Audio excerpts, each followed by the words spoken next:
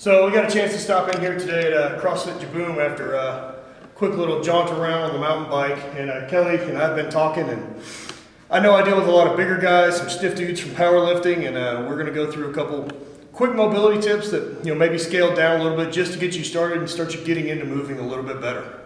Well, because we have like leopards, and we have elephant leopards, right? Well, so we found out that we were seeing a population of athletes and some of the traditional soft tissue work things that we were doing for moms and dads and physical, it didn't work, didn't translate at all. So we had to come up with a whole new language.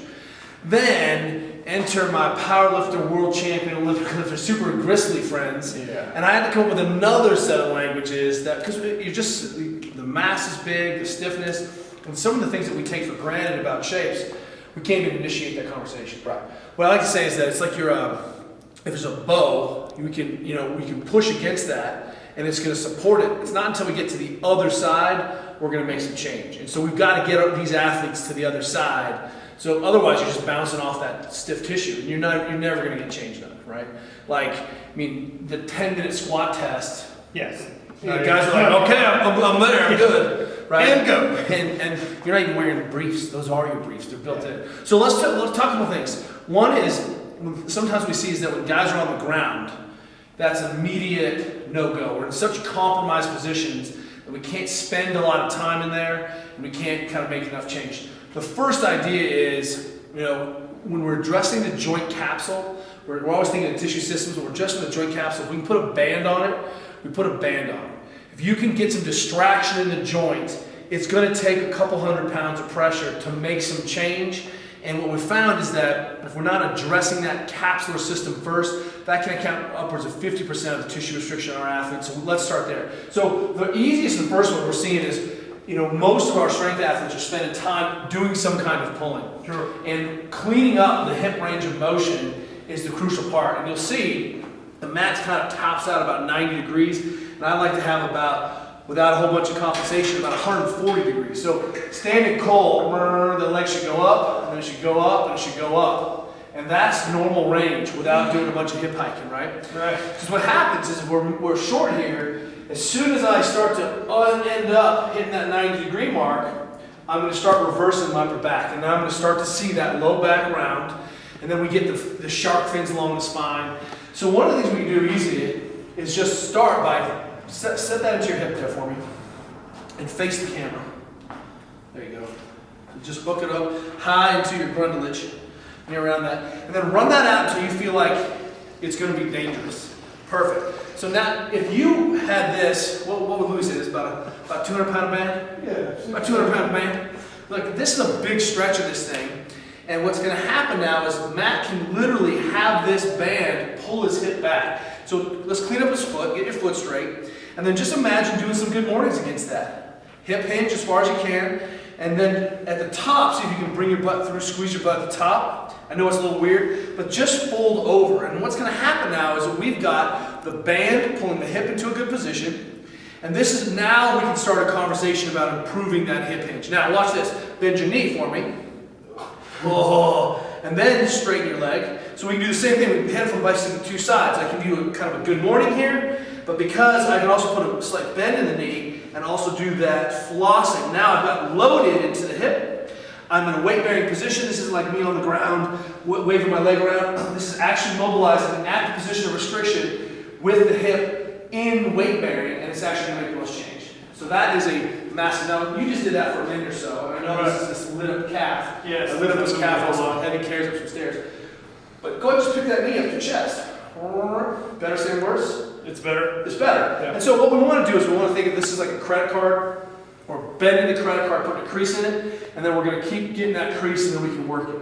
So the big thing we see is that big guys are not doing any of this, right? And we need to start thinking, I'm going to do a little bit every day, right? So that's the first start. If you can put a band on, put a band on. So check this out. If you've got a rack at the top, one of the other things we do is just hang yourself in that, correct?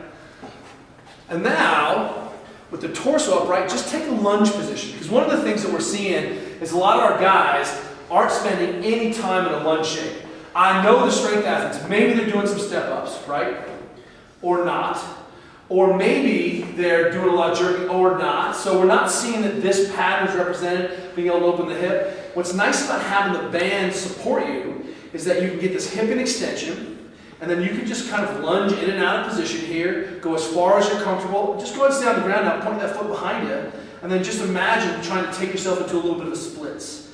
And now you don't have to worry about keeping the torso upright, and you can just hang out. Now what's great about the band supporting you is you can just float around and kind of get a good, even stand up for me, take a wide sumo stance, really wide, and then just squat down and start playing with your hips into some different corners.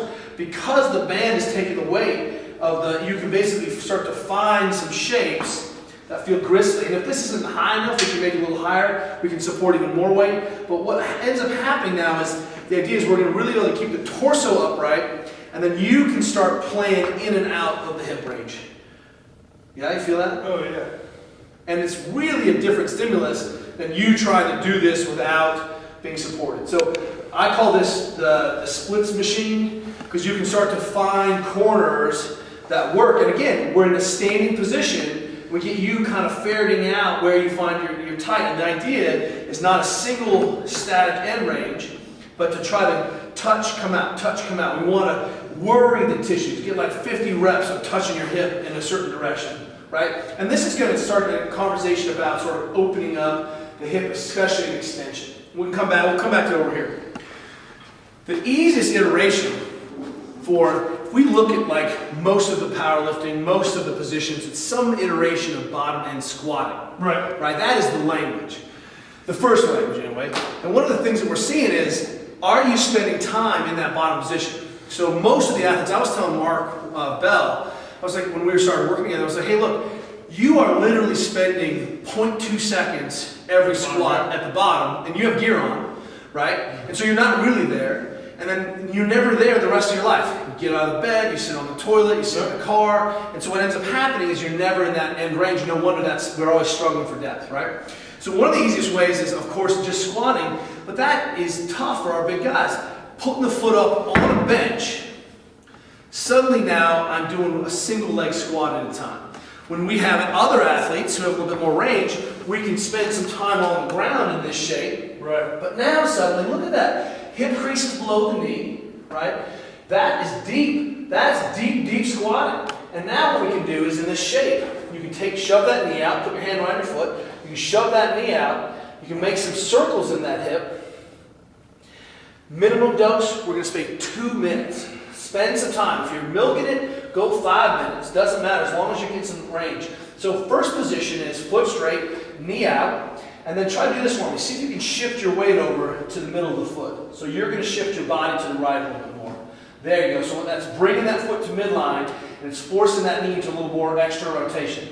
If you have lateral problems on the knee, this should be stable enough. Feel okay on your knee? Yeah. Should feel stable enough in this shape. And what I can start doing now is run around in the corners and start to feel where that feels gristly. Now check this out. Just hand on the box, hand on your knee. Try to push your knee away from you like it disgusts you. You're going to break up with that knee. And all of a sudden you're going to find corners that you had no idea. You made that face. That's -2. Zen face. Zen face. Is that the hate face? I live with the suffer face constantly. The hate face. Get in there. Get back in there. So we're going to move around. Right? Look away. Try to move your body away. Actually look away from the knee in that shape. And then just, again, little oscillations. I want you to constantly be moving in and out. And that is part of that short hip rotator that is just a big mess. Now check this out. See if you can bring that foot to middle and just let it drop on its edge a little bit. Right? And now that completely changes the stimulus a little bit. You don't have to collapse down. We're not doing pigeon pose. And in this shape, I can, again, start to scout around. I can look into that corner. I can look away. And what I'm doing is I'm spending the two kind of components of the bottom position of the squat, which is end range of hip flexion with a high action rotation torque. And so spending time in this shape, that's well hip crease below the knees. Just pop out of that real quick and just see what happens. So let's just watch you squat down. It's not going to work with the calf. Just squat a little bit. Better saying worse. Do you notice one side? Does it feel more open? It's more than it was when we walked in, but there we go. This thing is basically concrete. So we'll do this now. Pick that knee up to your chest. and see what happens. Whoa, that's different. And that's the key here, is that we're thinking about, we sometimes get down the rabbit hole of, is this sartorius involvement, or what is the distal insertion of the pectineus, and that's all crap.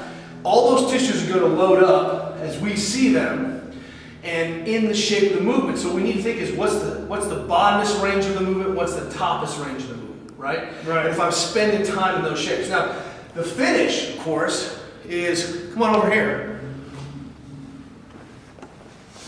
Basic mobility for big guys is, let's grab a kettlebell. I'm going to choose the one that says easy day. Easy day, right here. Easy day. Easy day, right? You could do this sitting, but you lean up against the wall. Oh, look at right? your own. Yeah, get your own. I see you do this. You lean up against the wall. Yeah. So we take that load out, so you're not struggling for position. Right. Right. You can relax, and then you start working that kettlebell around your quads, and you just roll back and forth. And this is an easy way. What we have found, and we talk about a lot, is it's difficult. You get on your stomach, right, and get enough pressure into some of these tissues. Or even if I am, the quads are still going to be kind of active, and I'm never really going to be able to sink in. Look, if we have a block of ice, and we're going to cut that block of ice, you just hang a weight on a wire, and pretty soon it's going to cut through that ice.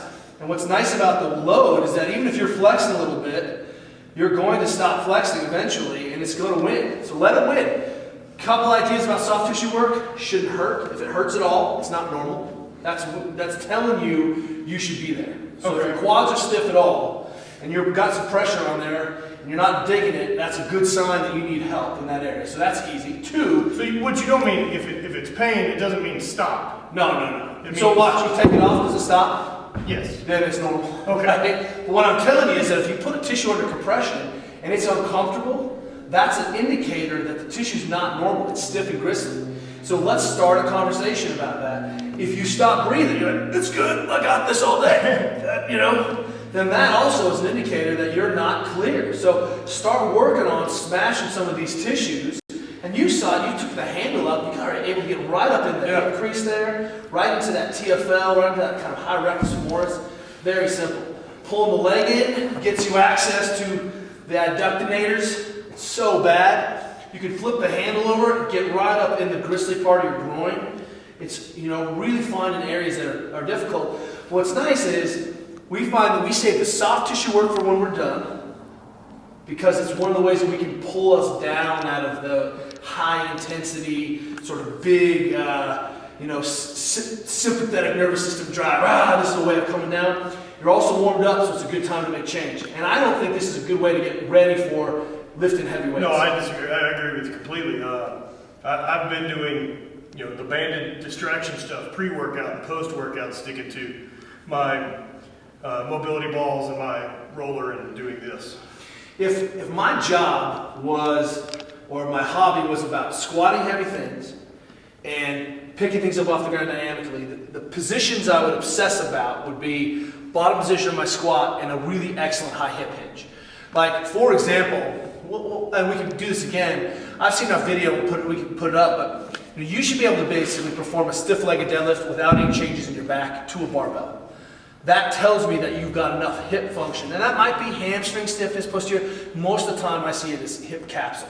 Okay. Right? So, but that tells us that, hey, still have, because, when you're lifting, some of the places where I see improvement, is that you're obviously strong in that bottom position, but your upper back gets soft. Right. And then to compensate for the lift, and that means that we've closed off some of the options of translating back into overhead, especially movements like snatching or throwing. So I'm picking something up off the ground and round it back. At some point, I'm going to have to fix that before I go overhead. So if again, for the big guys, making my money about hip hinging and end range hip hinging and end range of the bottom position squat, that language plus a little bit of smashing, man, that's a game changer. Awesome. I'm glad that stuff's been really helpful for me, and I just wanted to get another input, to, I guess, better explain it with some more science and knowledge than the less of that I have. These fine words. I mean, should you be able to middle splits, even if you're a big guy? It's true. You should be able to do some good old-fashioned middle splits, right? That's what it should look like, cold. But the problem is we've been training so hard for so long, and we haven't been doing it right, and we get stiff, and then that stiffness builds on stiffness, and you start making kind of compensations you're not even aware of, and then you end up in a problem. So, you know, the bottom line is elevate yourself up. That's the way to start. Put a band on it. Do it in weight bearing. You'll be shocked at how much better you get. Man, I appreciate the help. My pleasure. Guys, enjoy.